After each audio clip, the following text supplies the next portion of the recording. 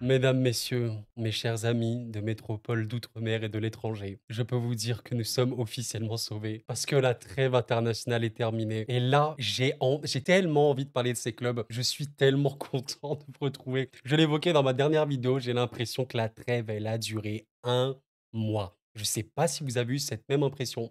Et vous savez quoi, j'ai trouvé un site de SoFoot avant de passer comme d'habitude à nos Pro Ligue 1, vous connaissez le rendez-vous du vendredi. J'ai trouvé ce tweet de SoFoot que je voulais vous partager. Vous savez, dans ces vidéos, j'en profite aussi pour vous poser des questions, pour échanger avec vous et également pour voilà, débrief, faire un petit récap des matchs qu'il y a pu y avoir. Mais là, je voulais vous poser cette question qu'a posée SoFoot, que je trouve intéressante. On va poser la question clairement, êtes-vous en train de vous désintéresser du football? Alors, je vous avoue que je n'ai pas répondu, mais je pense que j'aurais quand même répondu non. Il y a donc quasiment 80 des gens sur 33 673 votants qui ont répondu oui, je me désintéresse du foot, et le reste non. Question, assez spéciale et je pense que ça va vraiment dépendre de tout à chacun, surtout, ben, en fonction de quel club vous supportez, potentiellement quelle est sélection ou peut-être que vous supportez personne, le foot, ultra business, les affaires, les polémiques. Je pense que ça dépend vraiment de beaucoup de monde, donc n'hésitez vraiment pas. Je trouve que c'était une question intéressante. Moi, quand même, je vous dirai non et peut-être que je le développerai dans une vidéo si jamais ça vous intéresse. Bref, on va pas trop, tergiverser et comme d'habitude, voilà, je vous remercie pour votre présence, votre soutien. N'oubliez pas, comme vous savez, le like qui m'aide beaucoup. Merci à vous et voilà. Je précise une dernière chose avant de commencer totalement. Maintenant, les vidéos sont disponibles en podcast. Si vous pouvez pas écouter les vidéos YouTube, c'est disponible sur le podcast Coro Foot. Vous l'avez en description de la vidéo. Et voilà. Et il y a également une chaîne secondaire. Ça peut peut-être intéresser, j'en ai parlé récemment. Bref, on va commencer avec. On est servi le Monaco LOSC directement pour commencer cette nouvelle, nouveau passage de club. Match formidable entre deux des meilleures équipes des dernières saisons de Ligue 1, entre deux bons gros représentants du football français, entre le LOSC qui a eu une phase de moins bien, qui avait bien commencé, mais là qui reva bien mieux, qui en plus s'est payé le Real Madrid en Ligue des Champions.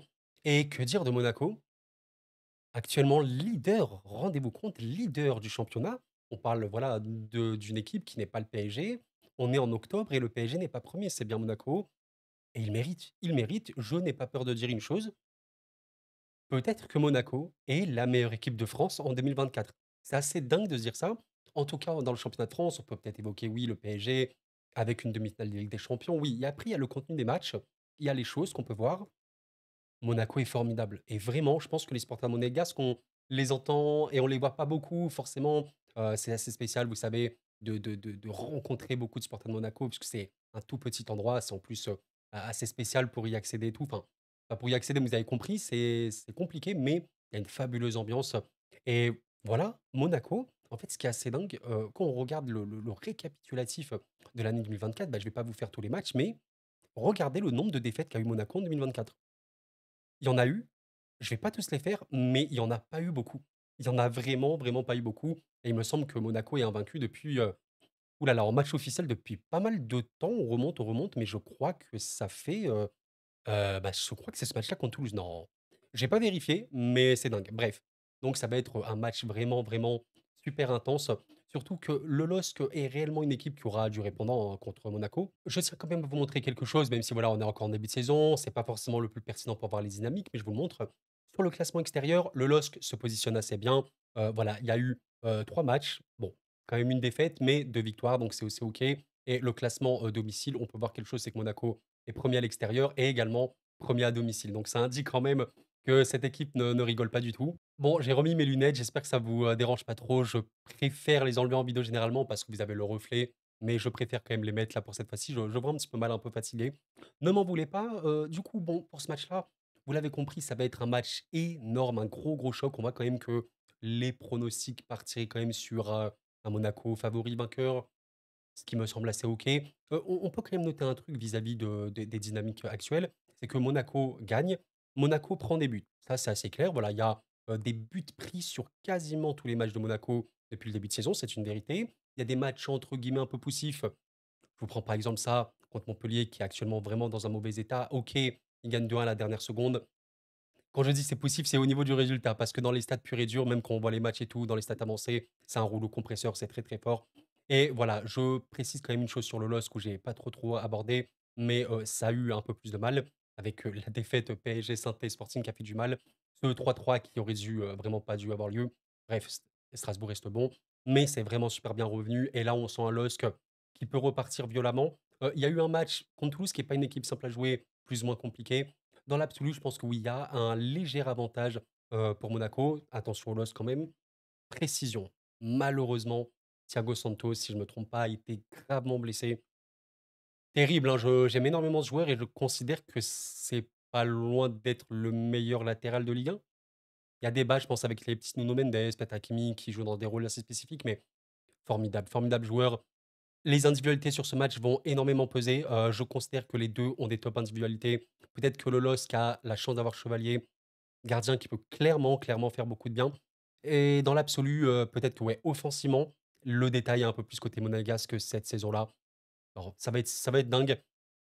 Est-ce que je reste sur du classique? On balance un petit pronostic Monaco vainqueur? En vrai de vrai, vous savez quoi? J'ai envie de croire au LOSC. J'ai vraiment, je sais pas pourquoi, j'ai envie d'y croire, même si dans l'absolu, oui, je suis assez d'accord, Monaco est favori. Mais j'ai envie de croire au LOSC, pour un match nul. Une victoire là-bas, ça me semblerait dingue et je vois pas Monaco perdre maintenant. Mais c'est clairement possible et je vais, voilà, dire un petit match nul pour ce match-là qui, s'annonce magnifique. Bref, et regardez comment on est gâté juste après ce magnifique Monaco LOSC qu'on a Brest-Rennes, qui en vrai, bah, je crois que je l'avais posé la question l'année dernière, est-ce que c'est un derby? On m'avait répondu comme quoi Brest, c'était surtout Guingamp, le rival, n'hésitez pas à me rappeler ça. Et Rennes du coup, ouais Rennes, ça peut être Nantes, ça peut être, peut-être Lorient? Peut-être je me trompe. Mais Brest-Rennes, je pense que c'est un petit derby, donc magnifique. Les 2 équipes sont collées et les 2 équipes, ce qui sont très, très drôles, c'est qu'elles peuvent être bien, bien, bien plus haut. Le potentiel de Brest et Rennes est formidable. Alors Brest, c'est les montagnes russes, victoire, défaite, victoire, défaite. Actuellement, voilà dans le milieu de tableau de Ligue 1, mais mesdames, messieurs, parce que nous sommes obligés, j'aime trop faire ce running gag, nous sommes obligés de rendre hommage à la meilleure équipe de l'histoire de la Ligue des Champions. Brest est actuellement deuxième de la poule unique de la Ligue des Champions. Brest est la seule équipe de l'histoire du football à avoir remporté tous ces matchs en Ligue des Champions. Respectons Brest, je suis trop, c'est incroyable. Bref, maintenant, Rennes ne fait pas dans la dentelle, si je puis dire. Équipe, très, très forte qui, bon, est capable du meilleur comme du pire. C'est vraiment ça, la vérité sur Rennes. Ça sort quand même d'un match contre Monaco où je te dis: «Bravo». Franchement, je te dis: «C'est bien». Quand je dis: «C'est bien», au niveau du résultat, ils ont évidemment perdu, mais plutôt dans le sens où, même si je suis d'accord avec vous, la production n'a pas été dingue, ils ont pu contenir quand même Monaco. Moi, je vous avoue que j'attends, vraiment beaucoup, beaucoup de cette équipe de Rennes. J'attends vraiment, vraiment de voir à quel point Grönbeck, qui est, je pense, leur meilleur joueur aujourd'hui, avec d'autres, hein, comme Blas notamment, à quel point il va exploser à Rennes. Ça peut être assez dingue de voir ça. Et bon, quand tu arrives à gérer Monaco, qui est une équipe assez forte, qui a quand même le réalisme de son côté, ils ont eu très, très peu de production, toi aussi, mais tu pas subi une déferlante, ce qui était possible, honnêtement. Voilà, je me dis que ce Rennes-là, est capable de beaucoup de choses maintenant. Ouais, je pense qu'au sein de ce club, peut-être ça va un peu moins bien, peut-être que Stéphane, n'est plus trop, trop dans l'unanimité, s'il fait plus l'unanimité. Ça va être dur, hein, ça va être dur pour Rennes qui, pour moi, les déplacements à Brest sont parmi les déplacements compliqués de Ligue 1. C'est compliqué de jouer à Brest, c'est compliqué de gagner, de faire des bons matchs à Brest. Cette saison, il y a l'OM qui a gagné avec une efficacité maximale, offensivement comme défensivement avec leur gardien. Mais à part ça, il y a quand même eu des matchs où, voilà, Brest à la maison contre saint qui allait mal. C'était, à sens unique. Tu as quand même eu ce match-là contre Toulouse qui a été plus ou moins compliqué parce que voilà, Toulouse a raté, mais tu as réussi ton truc. Ça peut être équilibré. Mine de rien, tu as eu, une petite clim, hein, quand même contre Auxerre. Je vais essayer de vous retrouver ça. Voilà, Auxerre, tu as perdu 3-0, un non-match, mais bah, tu as fait un match absolument exceptionnel en Ligue des Champions et tu as réussi à te rattraper contre le Havre avec quand même un rouge qui est pas forcément très cool. Mais voilà, je pense que c'est vraiment des équipes qui sont capables du meilleur comme du pire, comme on l'a évoqué. Je crois enfin que Les Melou est de retour et là, ça peut totalement changer la donne, pardon. Vous savez à quel point Les Melou, à Brest, c'était le roi, c'était le maître à jouer. Il y avait Eric Roy en coach et il y avait le roi du terrain, le maestro Les Melou. Ça va être chaud, puis en fait, le problème, c'est que Rennes, je considère qu'ils peuvent battre tout le monde en Ligue 1, même le PSG. Mais en même temps, j'ai l'impression que Rennes peut perdre contre tout le monde en Ligue 1.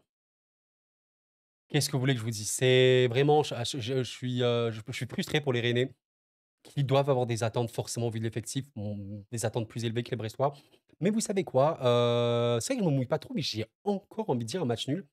Quoique je sens quand même Brest chaud à la maison. Est-ce que Rennes reperdrait quand même? Je sais pas, honnêtement, je sais pas. Ce que je peux vous indiquer, les amis, peut-être que c'est un truc à prendre en compte.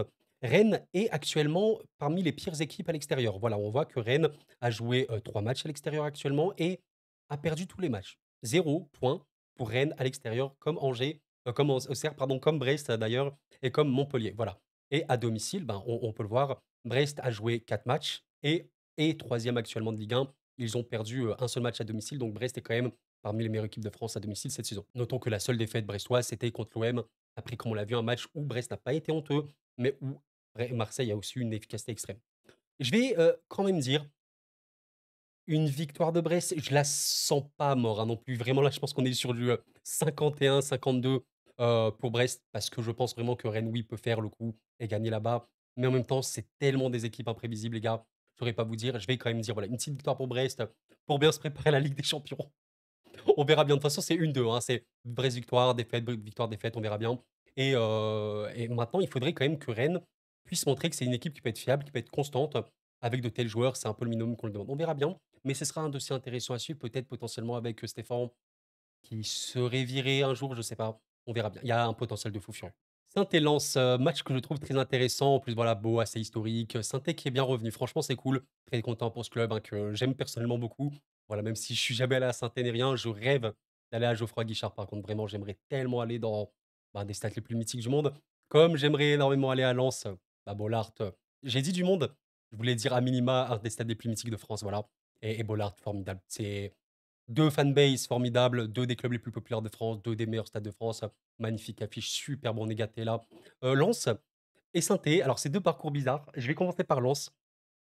Comment vous faites pour supporter Lens? Je respecte les Lensois parce que, mesdames, messieurs, élimination en barrage de conférencier contre le Pana. Donc, c'est affreux. Affreux pour les Lensois, match cruel.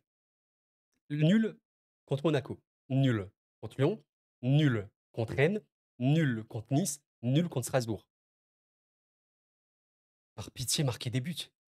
Marquer des buts. Alors, ils ont marqué 2 buts contre Strasbourg, mais ça n'a pas suffi. Et en vrai, on m'en avait parlé, je crois, ouais, sur ma chaîne de Dunzo, là. Je t'avoue que je connais pas du tout le joueur, mais qui pourrait peut-être assurer le poste de buteur à Lens, je sais pas. On verra bien, mais en tout cas, oui, il faut maintenant un buteur à Lens. Et le pire, c'est que Lens, ce que je trouve intéressant sur cette équipe, c'est que c'est une équipe qui est très, très compliquée à battre. Ça, c'est vraiment vrai. Mais c'est en même temps une équipe où c'est compliqué de ne pas perdre contre eux actuellement parce qu'ils n'arrivent pas à tenir des matchs. Ils n'arrivent pas, je pense, non pas à générer des occasions, mais à les terminer. C'est pas possible que sur tes 4 derniers matchs, notamment ici, hors Strasbourg, tu mets que 2 buts et tu fais 2-0-0 et c'est pas possible. Mais à leur honneur, il faut le dire, c'est quand même sixième de Ligue 1 parce que tu as encaissé que 4 buts, tu es la meilleure défense de France, mais au-delà de ça, je crois que Lens est une des équipes qui a le moins concédé d'occasions. C'est quand même très solide, il y a quand même une grosse base, il y a toujours Samba, c'est bien, c'est super cool. Mais c'est vrai que je pense que les Lensois aimeraient un peu plus d'adrénaline. Bref, en tout cas, Saint-Etienne revient super bien. Alors, il y a un match assez surprenant pour Saint-Etienne, forcément, ce 8-0 hein, qui fut une boucherie sans nom. Saint-Étienne avait quasiment pas marqué, mais il s'est passé une folie. Un match à Nantes qui a été compliqué, hein, il faut le dire. Les Nantais, je pense qu'ils peuvent avoir beaucoup de regrets. Il y a aussi les questions d'arbitrage. Hein, honnêtement, tous les clubs de Ligue 1 peuvent en pâtir de l'arbitrage, c'est totalement vrai. Mais il s'est passé une folie que j'avais pas du tout vu venir. Honnêtement, j'avais évoqué comme attention à la qualité offensive de Saint-Étienne, notamment David qui évidemment la recrue phare pour Saint-Étienne. Triplé, triplé comme ça. Franchement, contre une équipe d'Auxerre qui, ok, défensivement n'est pas ouf, mais peut vraiment produire, bah bravo. Franchement, c'est beau. À la maison, en plus, tu as réussi à assurer ça. Et tu bien, bien remonté. Donc, félicitations. Ça a été un beau match, un vraiment beau match pour eux. Les Stéphanois, oui, ils ont été, je vais pas dire acculés, c'était un peu compliqué, mais ils ont pu avoir la finition. Et David Ashvili, en l'occurrence, beau match. Franchement, sur le papier, ce lance synthé, il est très beau, ce synthé lance plutôt. Est-ce que je vais encore mettre un match nul? Mais c'est pas possible. Le problème, c'est que Lens, c'est que des matchs nuls. C'est pas possible. Les gars, j'ai pas envie de mettre match nul, hein. Mais je crois que je vais être obligé, hein. C'est pas En vrai, n'hésitez vraiment pas à me dire. Je vous jure que pour ce match-là, j'ai vraiment envie de savoir votre avis. Est-ce que vous voyez un match nul pour Saint-Étienne-Lens? J'en peux plus, pitié. Pour votre information, sur le classement domicile, Saint-Étienne est voilà, vraiment sur le milieu de la Ligue 1, 9e, avec 6 points gagnés à domicile, donc c'est OK. Et à l'extérieur, par contre, vous voyez que, Lens, bon, c'est quand même, 6e, c'est 6 points également, avec, 3 matchs nuls, quoi. Enfin, c'est juste pas possible et honnêtement, quand tu vois la dynamique stéphanoise qui est positif quand même, hein. OK, tu t'es fait éclater contre Nice, mais depuis, je trouve que mentalement, tu as montré plus de ressources, tu as eu beaucoup, beaucoup de confiance contre Auxerre. Sincèrement, la dynamique est plutôt OK, je trouve, pour les Stéphanois. Pour les Lensois, ça doit être surtout une dynamique frustrante. Dans l'absolu, je considère que Lens est peut-être un peu favori, parce que ça reste une équipe super solide, avec quand même plus de qualité individuelle. Mais vous savez quoi? Je vais mettre nul. Je vais mettre nul avec un 1-1. Un 1-2-2, je sais pas. Non, 1-1, franchement, ça me saoulerait, mais en vrai, j'espère vraiment que ce match, je me trompe et qu'il y aura pas un match nul parce que voilà, on n'en peut plus. Match nul pour, Saint-Étienne-Lens. PSG-Strasbourg, magnifique match. Les Strasbourg-PSG étaient toujours assez compliqués, je trouve, pour les PSG ces dernières saisons. PSG-Strasbourg un peu moins, mais quelle belle affiche. Forcément, mon club de cœur, donc je suis très content de le retrouver. Mais qu'est-ce que déjà je respecte et qu'est-ce que j'aime cette équipe de Strasbourg, qui est 7e de Ligue 1, qui n'a pas tant gagné que ça, mais par contre, qu'est-ce qu'elle est attachante. Qu'est-ce qu'on aime cette équipe. Une équipe de jeunes comme on les aime, sans complexe, voilà, qui forcément en pâtit de son manque d'expérience, donc forcément des matchs qui peuvent être beaucoup moins contrôlés, mais des matchs où il peut y avoir beaucoup, beaucoup de buts, où tu peux réaliser des coups tactiques formidables comme ici contre Marseille. Magnifique équipe, vraiment, vraiment pas sous-estimée. Et oui, Strasbourg peut poser gros problèmes au PSG. Équipe qui va presser énormément, qui va essayer au maximum d'empêcher les combinaisons parisiennes, les relances parisiennes. Est-ce qu'ils vont garder ce projet de jeu au max du max? Ça peut être compliqué parce qu'on sait que si le PSG arrive à battre la pression, bah, c'est largement une des équipes les plus dangereuses d'Europe. Il y a quand même une qualité dingue, je peux comprendre. Évidemment, on en parle beaucoup sur la chaîne, vous le savez, en tant que supporter, on en parle beaucoup. Oui, le PSG patine, c'est compliqué. Maintenant, ça reste quand même une équipe de fou. Voilà, je veux dire, c'est pas City, c'est pas le Real sur le papier, mais la qualité, elle est énorme, c'est clair. Quand je dis qu'elle est énorme, c'est surtout pour la Ligue 1 et oui, tout le temps, je le dis sur cette chaîne. Le PSG contre n'importe qui, quasiment en Ligue 1, oui, le PSG est favori, ce n'est pas un hasard. Mais honnêtement, je vais mettre, oui, le PSG vainqueur sur ce match-là. Je vais pas trop l'étayer parce que voilà. Mais je tiens quand même à dire une chose, Strasbourg peut totalement poser problème au PSG, notamment, comme on l'a dit, dans cette pression-là. Parce que Strasbourg, qui peut récupérer le ballon haut, peut totalement relancer et est très rapide. Vraiment des attaques rapides. Même attaques placées, ils peuvent être cool, les Strasbourgeois. Donc attention, Strasbourg qui marque, je serais pas choqué. Franchement, je serais pas du tout choqué sur le Strasbourg qui marque. Franchement, je vous le dis, je serais pas du tout choqué sur le Strasbourg qui marque parce que factuellement, ils ont marqué sur tous leurs matchs. Ouais, c'est bien ça, hein, bah, regardez tous les matchs de Ligue 1 ou presque. Non, vraiment tous, ils ont marqué sur tous les matchs de Ligue 1. Donc ça indique quand même quelque chose et ils ont marqué parce qu'ils ont des très, très bons joueurs.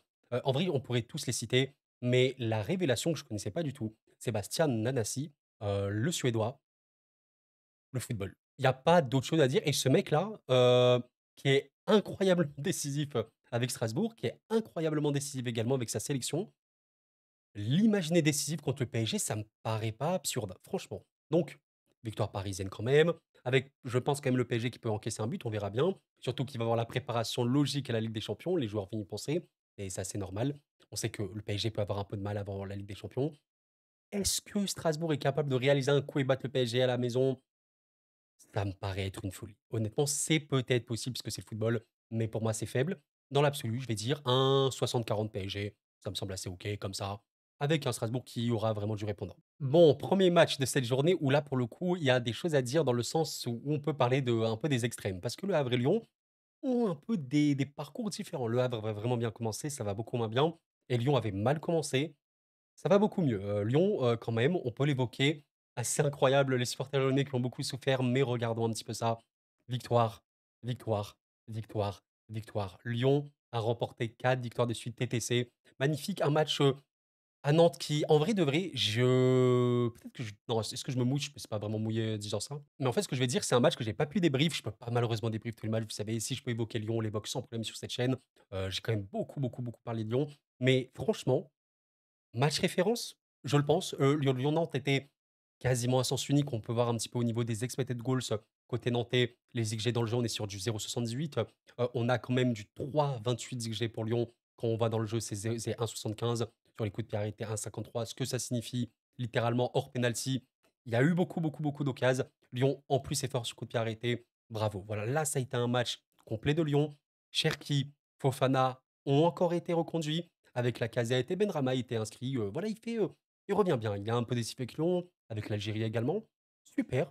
En vrai de vrai, Est-ce qu'il a enfin trouvé la petite formule offensivement, en tout cas, notre ami sage? Il y a de quoi réfléchir, mes chers Fofana.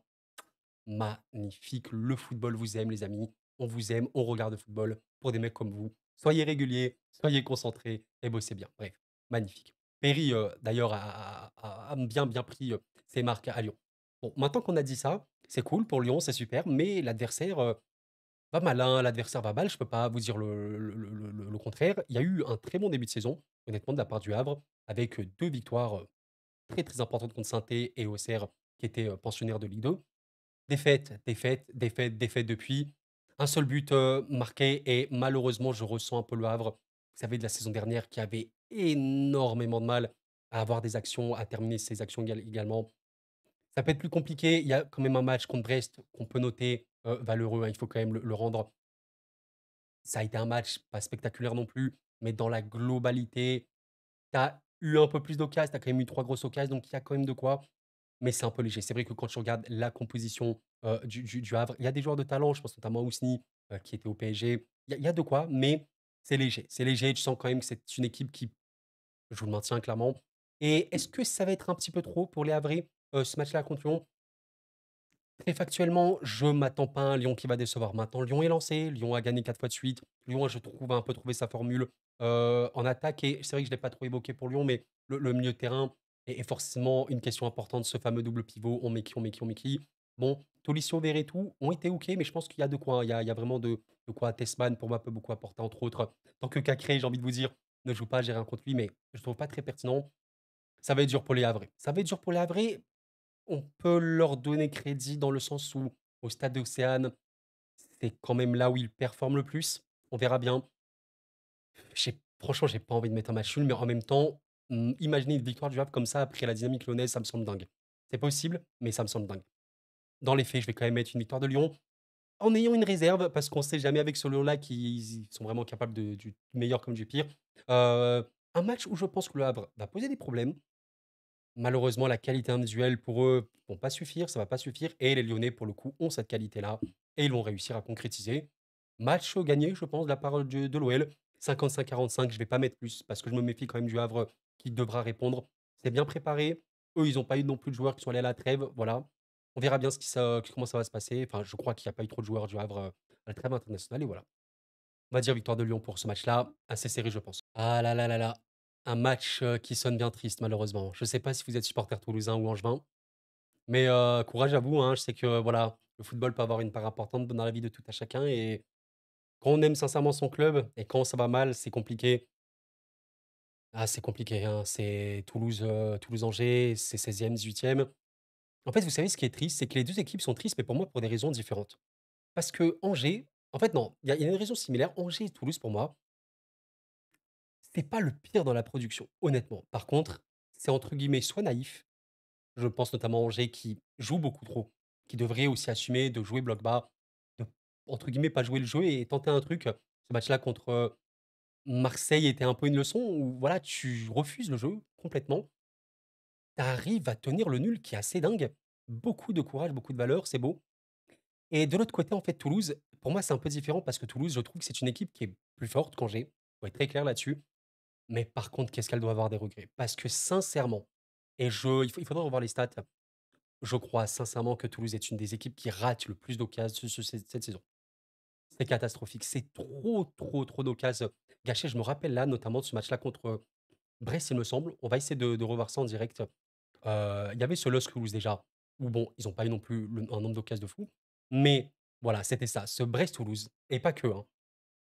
Comment c'est possible que tu aies 4 grosses occasions, que tu rates les 4, que tu as 2,73 XG qui est énormissime, tu rates un péno et tu as notamment Zakaria qui rate tout, quoi et c'est ça, en fait, le problème de Toulouse, c'est que Toulouse pourrait être bien plus haut en réussissant. Donc, les amis, honnêtement, sur ce match-là, il y a un avantage Toulouse de par la force de l'équipe, de par le fait que c'est à domicile. Maintenant, franchement, factuellement, je m'attends quand même à Toulouse qui, au bout du compte, se maintient en Ligue 1. Très honnêtement, je pense qu'à un moment, la roue, va tourner, qu'ils vont réussir à être un peu plus efficaces. C'est voilà, c'est une équipe quand même qui est plus forte et quand je vois Toulouse par rapport à Angers, par rapport à Montpellier ou Havre, Toulouse est plus fort. Factuellement, Toulouse est plus fort, mais là, c'est très compliqué dans la finition, dans l'efficacité. On verra bien. Sincèrement, si Toulouse ne remporte pas ce match-là, on peut s'inquiéter. Grand respect, à Angers, hein, honnêtement, grand respect à Angers, mais qui, je pense, pourrait un peu plus ouvrir le jeu contre Marseille et du coup s'exposer un peu plus. Dans l'absolu, je pense que ça peut être un match, vous savez, du style 2-1 ou 1-1. J'ai pas envie de dire nul. Le nul, je peux les comprendre totalement, les gars. Heu, victoire d'Angers, ça me paraît très dingue. Franchement, j'y crois pas, hein, sans manquer de respect. Angers, victoire, j'y crois vraiment pas. Si ça se passe, c'est une folie. Nul, je peux comprendre. Je vais quand même dire une victoire du TFC. On va dire du 55-60 grand max pour, le TFC parce que ça peut être, très compliqué de jouer entre guillemets «ces matchs de la peur». Voilà, voilà. J'aime beaucoup cette affiche. J'aime vraiment beaucoup cette affiche entre Nantes et Nice parce que bon, bah, déjà, c'est un match, on va être très clair. Vous voyez un match nul pour Nantes-Nice? C'est totalement possible. Vous voyez une victoire pour Nice, pour Nantes? Totalement. Vous voyez une victoire pour Nice? Également. Voilà, enfin ça, c'est un match. Le pronostic sert à rien du tout. J'en profite surtout pour parler de ces 2 équipes qui vivent des saisons, alors une saison bizarre. Les 2 sont à égalité niveau points, 9 points. On voit quand même la différence de but et évidemment, avantage Nice. En même temps, quand tu gagnes 8-0, ça va, dans l'absolu, le rapport de force de ces 2 équipes, qu'est-ce que je dirais? Comment vous dire? Nice est peut-être plus fort. OK, ça me semble assez clair. Nice, on parle quand même d'une équipe qui arrive à être à peu près au niveau en Ligue Europa. Je dis à peu près, bon, un match nul contre la Real Sociedad qui est une grande équipe, il y avait des absents.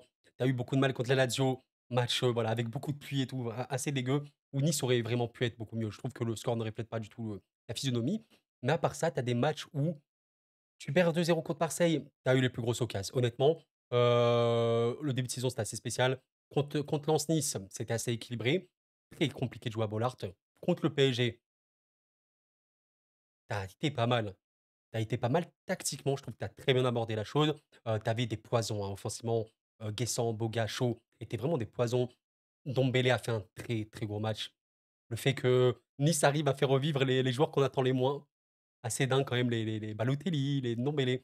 Enfin bref, c'est dingue. Donc Nice est fort. Maintenant Nantes, équipe qui je pense peut beaucoup regretter parce que bon, comme toutes les équipes de Ligue 1, elle est victime de l'arbitrage et ouais, je pense que les Nantais sur ces derniers matchs, ça reste peut-être un peu en travers de la gorge. Il y a des matchs où assez frustrants, je pense notamment peut-être, ouais, ce match-là contre Saint-Étienne, qui est un peu triste. Il faut quand même l'évoquer, ce Lyon-Nantes, il était compliqué. Lyon est vraiment bien revenu. Je pense que voilà, c'est pas représentatif du niveau de Nantes. Ils ont été courageux. Factuellement, Lyon est vraiment très bien revenu. Mais à part ça, moi, je trouve un Nantes qui est bien. Franchement, je trouve un Nantes qui est bien, qui globalement, même quand ils perdent, tu vois, tu perds contre Reims, sincèrement, tu aurais pu gagner. Tu perds contre Saint-Étienne, enfin, tu fais nul contre Saint-Étienne, tu aurais vraiment pu gagner. Voilà, je trouve que cette équipe est bonne, un peu sous-cotée peut-être. On verra bien. Il y a quand même des joueurs qui sont vraiment bien incorporés et bien introduits à cette équipe-là. J'aime bien ce match, dans l'absolu. En vrai, là, ça crie le match nul, hein. Ça crie vraiment beaucoup, beaucoup le match nul. Mais, le problème, c'est que voilà, si Nice arrive à mieux faire ses transitions, à mieux terminer, c'est Nice qui va gagner. Si tu considères que c'est Nantes qui va l'avoir, enfin, pour le coup, c'est vraiment un match super ouvert. C'est pour ça que j'aime bien ce match-là. Est-ce que je me mouille, les gars? Le pronostic n'a vraiment aucun intérêt pour le coup ici. Je vais dire un match nul parce que factuellement, je pense que c'est peut-être la probabilité la plus forte. Je vais juste voir un petit peu ce que dit, Google ici au niveau des pronos. On est sur, OK, un petit avantage Nice quand même. OK, dans les faits, je dirais quand même aussi un petit avantage Nice, mais vraiment léger et voilà, on va dire nul pour partager, mais j'aime beaucoup ce match. On verra bien, on verra bien. Nul pour, Nantes-Nice. Vous savez ce qu'il y a de spécial dans ce match-là? C'est qu'il y a une des 2 équipes dont personne ne parle et pourtant elle est dans le top 4 de Ligue 1. C'est bien Reims. Incroyable, incroyable équipe rémoise qui va se déplacer à Auxerre. Et là, Google est très partagé parce qu'il voit le 50-50 parfait. Quasiment parfait, 36% de victoire pour Auxerre, 37 pour Reims et le nul ici à 27. Match qui, je vais être honnête avec vous, comment on peut le résumer ce match-là? Reims est une équipe bien plus forte qu'Auxerre, sans débat. Sincèrement, il n'y a pas de débat là-dessus. Reims est plus fort dans l'équilibre même de l'équipe, ce que n'a pas Auxerre. Je dirais qu'Auxerre est plus fort dans la capacité à créer des attaques, mais Reims est plus fort dans la capacité complète sur un match à générer des occasions. Et à part ça, ouais, Reims est bien meilleur défensivement, Reims est bien meilleur tactiquement, Reims est bien meilleur d'un point de vue équilibre global, Reims a plus d'efficacité. Voilà, Reims est fort, Reims est très très fort. Heu, Auxerre peut marquer, je pense, globalement. Il y a de quoi. Reims, j'ai dit qu'il était bon défensivement, notamment dans les replis. Je trouve que quand ça joue bloc bas, Reims, c'est très compliqué à aller chercher. Mais quand ça joue haut, tu peux aller chercher. Je pense que Auxerre peut marquer. Maintenant, le problème que j'ai avec Auxerre, c'est que ça joue bien, ok, mais ça prend trop de buts. ça prend trop de buts. En fait, ce qui est chelou, c'est que tu peux pas faire des matchs où tu bats Brest 3-0. En même temps, après, voilà, tu te prends 3 buts contre Saint-Étienne, 3 buts contre Montpellier. En fait, c'est des matchs où il peut y avoir beaucoup de buts. Vous voyez, ce match-là, Montpellier-Auxerre, il est très représentatif de ce qu'est Auxerre. L'équipe qui va jouer, c'est une équipe joueuse. L'équipe de Pélissier, en Ligue 2, c'était la meilleure équipe, hein. Dans le jeu, il n'y avait pas de débat. Maintenant, le football, c'est pas que attaquer, attaquer. Il faut une structure, il faut un équilibre. Voilà, ce qu'il y a beaucoup moins Auxerre et même au niveau de la capacité individuelle qu'ils ont, notamment derrière, incarné par Donovan Léon, c'est un peu compliqué. Honnêtement, je peux pas vous dire que c'est la folie furieuse. Ça va être dur et Reims peut en plus te chercher des résultats importants à l'extérieur. Quand on regarde à l'extérieur Reims cette saison, tu as un déplacement à Marseille où tu as réussi à rebondir malgré le fait que c'était pas évident. Tu as gagné à Nantes, c'était un match assez spécial, ok. Tu as réussi à bien gagner contre Angers. Bon, voilà, c'est assez dingue. Alors, tu as Nakamura et Ito en vrai, les deux sont fous actuellement. Ça va être dur. C'est sincèrement pour les Auxerrois, ça va être dur et j'ai pas envie de les accabler encore une fois. Mais c'est vrai qu'Auxerre, c'est pas une équipe où je vois beaucoup de matchs nuls parce que c'est une équipe tellement entre guillemets «déséquilibrée» où tu peux tellement leur faire mal sur leurs points faibles. Bah, en fait, les matchs nuls arrivent moins et je vois encore une victoire de Reims, ce serait dingue, mais factuellement, je le vois quoi. Sincèrement, je le vois vraiment. Vous me dites un petit peu, mais allez, je mets du 60-40. Peut-être que en fait, c'est pas que je sous-estime Auxerre, c'est juste que la physionomie du match. Et je m'attends à Reims qui monte ce que ça monte depuis le début de saison ou presque. Je vais dire 60-40 les gars pour Reims-Auxerre, on verra bien. En tout cas, voilà le Reims-Montpellier, je m'attendais à une belle victoire de Reims pour les raisons que je vous évoque ici, ça a eu lieu. Je m'attends peut-être à un match plus compliqué dû par le fait que c'est à l'extérieur, mais dans les faits, ils peuvent faire vraiment beaucoup de mal et Reims, vous me dites Reims marque 3 buts à la fin de ce match-là, je suis pas choqué. Pas choqué du tout. On va dire Reims victoire ce match-là 60-40, pour ici. Et enfin, Montpellier-Marseille pour terminer cette journée. Match, un peu des extrêmes, parce que l'OM est troisième, encore dans la course au titre. Je sais que les Marseillais n'aiment pas trop qu'on dise ça. En tout cas, dans la course à la Ligue des Champions, qui est l'objectif, et Montpellier qui va mal. Et avant de parler du match en tant que tel, j'ai une, petite demande à vous demander, enfin, demande à vous demander, question à vous poser. Est-ce que ça vous dirait que je fasse une petite vidéo avec un youtubeur marseillais? En vrai, pourquoi pas, avant le classico. Vous savez que je supporte le PSG, hein, forcément, et je pense que ça peut être intéressant. Malheureusement, je consomme pas vraiment beaucoup YouTube. Je connais pas tous les youtubeurs marseillais. Je connais Sam Football notamment, qui, je pense, peut être super méga pertinent. Est-ce que ça vous dirait? Peut-être il faudrait que je le contacte et tout. Mais déjà, voilà, si jamais vous en connaissez, en vrai, n'hésitez pas à me demander. Je pense que ce serait intéressant de prendre un youtubeur forcément qui a une visibilité. C'est logique hein, pour avoir beaucoup d'engouement autour de tout ça. Et un petit, un petit duo parisien-marseillais pour parler un peu du Classico, ça peut être très drôle. Je suis mort de rire rien que d'y penser. Donc, si vous avez des petites propositions de youtubeurs, n'hésitez pas. On rappelle, attention, que le Classico arrive la semaine prochaine. Donc, il faudra que je trouve très vite. Bref, vous me direz ça en commentaire. Proposez-moi des noms. Et j'allais dire, allez les démarcher. Ne faites pas ça si c'est un peu voilà, mal poli et tout. Mais j'irai moi-même essayer de chercher comment faire. Bref, parenthèse fermée. Montpellier-OM, je vais être clair, hein, c'est un match qui, sur le papier, en fait, peut être déséquilibré, mais c'est intéressant parce que les dynamiques des 2 clubs, c'est spécial. J'ai envie de alors je parle de qui en premier. En fait, je vais parler de Montpellier, je vais finir sur Marseille parce que Marseille, c'est important d'évoquer un truc. Montpellier, ça va mal, c'est avant-dernier Ligue 1, c'est un club qui est sujet à la Ligue 2 de manière extrêmement importante et au-delà de ça, qui peut couler, c'est vrai. Maintenant, en fait, c'est particulier parce que sur les 3 derniers matchs, notamment que j'ai vu de Montpellier, je vais pas évoquer avant parce que c'était plus compliqué, mais sur les 3 derniers matchs de Montpellier, bah, déjà, tu as un match contre Auxerre que tu gagnes, globalement, tu mérites de gagner. OK. Tu as montré ta capacité offensive, tu as enfin pu terminer tes actions. Adams a marqué un doublé, c'est cool. C'était Auxerre, qui est une équipe qui est déséquilibrée. Bon, ça, c'est le numéro un. Ensuite, qu'est-ce que tu as? Tu as un match très important pour Montpellier qui reflète, je trouve, beaucoup cette équipe contre Monaco. Monaco, on sait c'est qui. Regardez la cruauté de ce match-là pour les Montpellier. C'est affreux. Mais après, vous savez, il y a des choses qui trompent pas. Vous voyez de 1 sur le papier, vous dites: «Ouais, match incroyable, ça a été super serré, Montpellier a failli, réussir un coup magnifique à Monaco». Dans les faits, mes chers amis, si on regarde un peu en détail, Monaco, Montpellier, le match était quasiment à sens unique. On parle d'une équipe de Monaco qui a eu 5 grosses occasions, qui a eu quasiment enfin 3 25 XG. C'est énormissime. Ils ont eu un nombre d'occasions phénoménal et ils n'ont pas terminé leurs actions. Au contraire de Montpellier qui a eu une occasion importante et ils l'ont mis. Grosso modo, c'est à peu près ça. et malheureusement, voilà, ça indique ce que c'est ce Montpellier-là, c'est qu'il y a beaucoup de volonté, je pense. Malheureusement, c'est compliqué de suivre et le dernier match contre Reims, il indique Reims est très, très, très fort également. On peut regarder, hein, si vous voulez, directement Montpellier sur ce match-là contre Reims.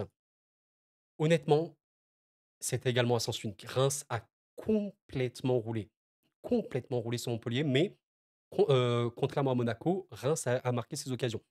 Reims a marqué 4 buts, Monaco aurait totalement pu en mettre 4. Cette fois-ci, Reims a eu la finition. Notons un truc pour Montpellier, c'est que vous le voyez, ils ont réussi à marquer des buts avec pas non plus des milliards d'occasions. Ils ont marqué contre Monaco, là, ils ont marqué 2 buts avec quasiment rien.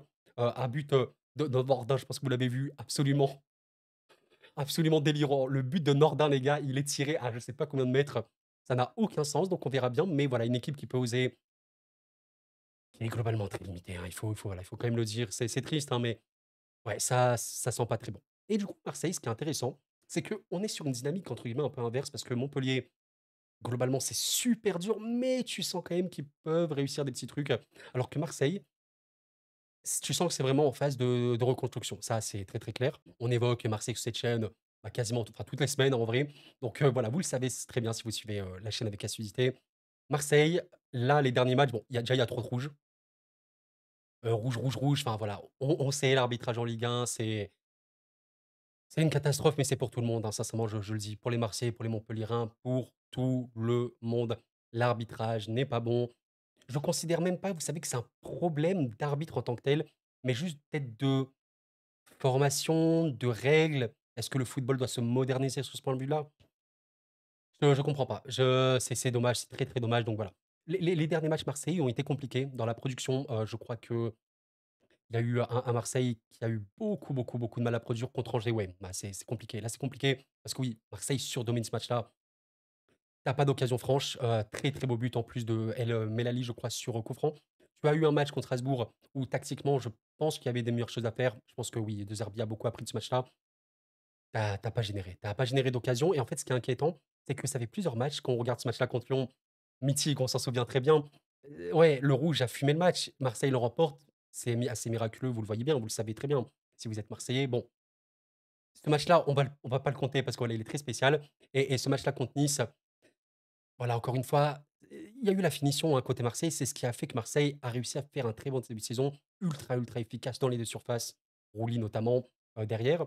Le dernier, je pense, match où Marseille a vraiment, vraiment montré, de la production, ben, en fait, il faut remonter, je dirais, à ce match-là contre Brest. En fait, c'est le premier match où voilà, vous avez vu, du 2-38, d'XG, parce que Marseille a pas forcément joué la possession. Il y a eu vraiment de la grosse, grosse, grosse qualité en contre, en transition. Là, ça a été honnêtement parfait, hein, c'était parfait. Efficacité maximale offensivement, efficacité maximale avec Rouli notamment. Donc les Marseillais aimeraient bien voir du jeu. Je pense que là, ça urge, hein, pour eux.